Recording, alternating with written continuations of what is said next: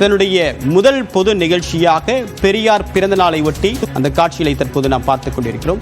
அரசியல் கட்சி தொடங்குவதாக இந்த ஆண்டு பிப்ரவரி 2ஆம் தேதி அறிவித்த விஜய் அதற்கு பிறகு யாரை பின்பற்றி தமிழக அரசியலில் பயணிக்கப் போகிறார் என்ற கேள்வி எழுந்த நிலையில் தற்போது திராவிட கட்சிகளால் கொண்டாடப்பட்டு வரக்கூடிய நிலையில் தற்போது புதிதாக கட்சி தொடங்கியிருக்கக்கூடிய விஜய் தன்னுடைய முதல் பொது நிகழ்ச்சியாக வெப்பேரியில் அவர் நினைவிடத்தை தொட்டு வணங்கி மரியாதை செலுத்தியிருக்கிறார்.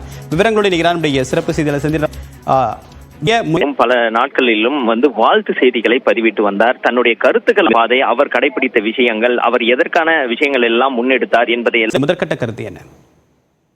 மானமுள்ள ஒவ்வொரு தமிழனும் அவர்கள் பெரியாருக்கு மரியாதை செலுத்தியிருப்பது.